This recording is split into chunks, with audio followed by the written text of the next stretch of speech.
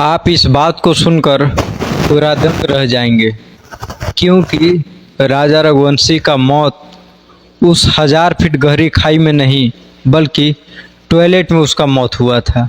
आखिर कैसे? उस राजा रघुवंशी का कत्ल, जिसे अभी हम न्यूज में अभी तक सुनते आ रहे थे कि उसका मौत 1000 फीट गहरी खाई में हुआ था, लेकिन उसका मौत 1000 फीट गहरी खाई में नहीं हुआ था बल्कि उसका मौत एक टॉयलेट में हुआ था और उसका कत्ल किया गया था। घूमने निकलने के बाद राजा को टॉयलेट लगता है, राजा टॉयलेट में जाते हैं। इसके बाद टॉयलेट में पहले से ही मौजूद 3 लोग थे जो राजा पे वार कर देते हैं। वह राजा पे ऐसा वार करते हैं कि वह 2 ही बार के प्रहार में राजा अपना प्राण त्याग देता है। उसके बाद वो तीनों लोग मिलकर राजा की डेड बॉडी को बाहर आकर उस गहरी खाई में फेंक देते हैं। आखिर ये कहानी शुरू कैसे होता है? राज कुशवाहा, जो सोनम रघुवंशी के पिता के पास आता है नौकरी की तलाश में, उसके बातों को सुनकर सोनम के पिता उसे नौकरी में रख लेते हैं। उसके बाद वह बहुत ही मेहनत और शिद्दत से वह काम करने लगता है। इसके बाद सोनम रघुवंशी भी अपना पढ़ाई कंप्लीट करके आते हैं और अपने पापा के काम में हाथ बटाने लगते हैं और वह HR की जॉब करने लगते हैं। इसके बाद राज कुशवाहा अपना काम बहुत ही शिद्दत से करता है। उसका काम सबको पसंद आता है और वह बहुत ही मेहनत और लगन से अपना काम करता है, इसलिए वह सबके दिलों में छा गया था और उसके ऊपर सबका विश्वास जम गया था। जब भी कोई त्यौहार आता था तो वह सोनम के घर जाता और मिठाइयाँ लाता था। इसके साथ साथ जब रक्षाबंधन आता तो वह सोनम से राखी भी बंधवाता था। लेकिन 2 साल तो सोनम राखी बांध दी, लेकिन तीसरा साल राखी सोनम नहीं बांधी। वो भी इसलिए क्योंकि वह राज कुशवाहा के साथ पूरी ज़िंदगी बिताना चाहती थी। उसके बाद उन्होंने अपने प्यार का इजहार किया और फिर राज और सोनम दोनों मिलने लगे। इधर सोनम की शादी के लिए राजा के घर वाले लड़के को देख रहे थे, खोज रहे थे, क्योंकि जो सोनम थी उस पे मंगल दोष था और जिसका मंगल दोष होता है उसका शादी मंगल दोष वाले से ही होता है। इसलिए वो 3 साल से उनके घर वाले लड़के को ढूंढ रहे थे। तो फिर जा कर के राजा मिलते हैं, जिनसे कि उन दोनों का बात होता है और फिर राजा का और सोनम का शादी होता है। तो बीच में आता है राज कुशवाहा, जो सोनम से प्यार करता था और सोनम भी राज कुशवाहा से ही प्यार करती थी। तो राज कुशवाहा ये बोलता है कि तुम शादी करो, ऐसा नहीं कि शादी तुम मत करो, तुम शादी करो, जो तुम्हारा हस्बैंड है मैं उसको मार दूंगा, ऐसा राज कुशवाहा कहता है। वो भी किस लिए? वो कहते हैं इसलिए क्योंकि सोनम रघुवंशी ये बोलती है कि अगर मेरे पिताजी को यह पता चलेगा कि मैं तुमसे प्यार करती हूँ, एक नौकर से प्यार करती हूँ, तो हो सकता है कि मेरे पिताजी को हार्ट अटैक आ जाएगा। इसलिए वह सोनम रघुवंशी अपने पिता की जान बचाने के लिए वह राजा रघुवंशी से शादी कर लेती है। इसके बाद खेल शुरू होता है। शादी तो हो जाता है, लेकिन फिर राज कुशवाहा प्लान बनाता है कि अब आगे क्या करना है। सोनम से राज कुशवाहा का बात होता है। इसके बाद वे दोनों प्लान बनाते हैं। इसके बाद फिर सोनम राजा रघुवंशी को यह बोलती है कि तुम मुझे तब तक मत छूना जब तक हम लोग माता कामाख्या का दर्शन नहीं कर लेते। राजा बोला कि ठीक है।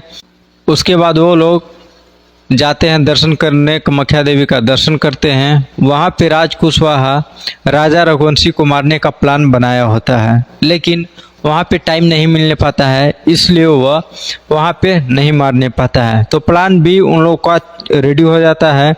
उसके बाद वो शिलोंग जाते हैं। शिलोंग से एक सोहरा थाना पड़ता है, वहीं पे एक स्थल है, वहाँ पे वो लोग घूमने जाते हैं। उसके बाद राजा को लगता है टॉयलेट और राजा टॉयलेट करने जाता है। उसके बाद राजा पे जो राज कुशवाहा के दोस्त थे वे लोग पहले से ही उस टॉयलेट में थे और राजा जैसे ही टॉयलेट करने जाता है उस पे वो लोग प्रहार कर देते हैं, जिससे कि राजा का मौत हो जाता है। राजा का मौत होने के बाद वो लोग उसकी डेड बॉडी को बाहर लाते हैं। उसके बाद एक गहरी खाई में उसका लाश फेंक देते हैं। उसके बाद वो लोग वहाँ से निकलते हैं और उसके बाद जो लोग राजा का कत्ल किए थे उन लोगों को सोनम कुछ पैसा भी देती है और वह बोलती है कि तुम लोग मेरे भाई जैसे हो, ये लो पैसे, कुछ तुम अपने पास रखो। उसके बाद वह वहाँ से निकल जाते हैं और सब लोग आराम से अपने घर चले जाते हैं। इसके बाद एक खबर आता है कि राजा का कत्ल हो गया है। इसके बाद वहाँ पे जांच शुरू होता है। फिर सोनम ये देखती है कि जहाँ पे वो थी उसके आसपास काफ़ी पुलिस वाले होते हैं। तो सोनम को यह डाउट होता है कि अब वो पकड़ी जा चुकी है। इसके बाद वह राज कुशवाहा को मैसेज करती है कि लगता है कि हम लोग पकड़े जा चुके हैं, अगर पुलिस मेरे पास आएगी तो फिर तुम्हारे पास जाएगा, उसके बाद फिर उन लोगों के पास जाएगा। इसके बाद सोनम रघुवंशी वहाँ से निकल जाती है। जब सोनम उन लोगों को पैसा दे रही थी उस टाइम उन लोगों ने एक सोनम को एक बुर्खा भी दिया था, जो बोला था उन लोगों ने कि अगर सीसीटीवी में कहीं फ़ोटो वीडियो आ जाएगा तो दिक्कत है, इसलिए तुम इसे पहन लेना।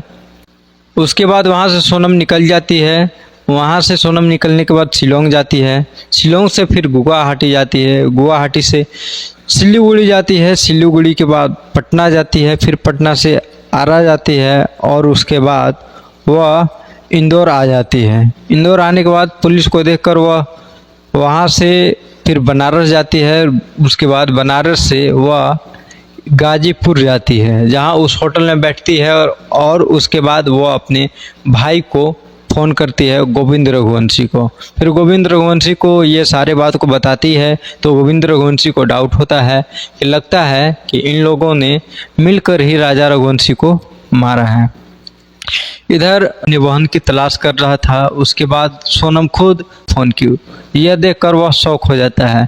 वह उसके बाद वह पुलिस को इन्फॉर्म करता है। उसके बाद पुलिस आकर के सोनम रघुवंशी को गिरफ्तार कर लेता है। उसके बाद सारे पोल खुल जाते हैं। उसके बाद सोनम रघुवंशी ने अपना कबूल भी कर लेता है कि हाँ मैंने ये करवाया है, उसका कत्ल मैंने करवाया है। उसके बाद सारे लोग गिरफ्तार भी हो जाते हैं। लेकिन अब क्या होगा?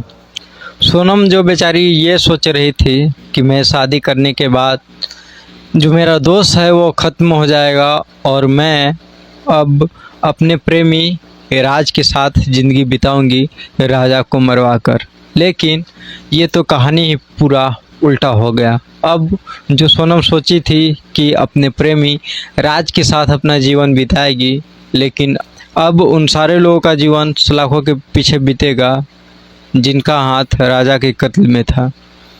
मेरा यह मकसद नहीं है कि मैं किसी को परेशान करूं, यह एक सच्ची घटना था, इसलिए मैं आप लोगों के साथ शेयर किया।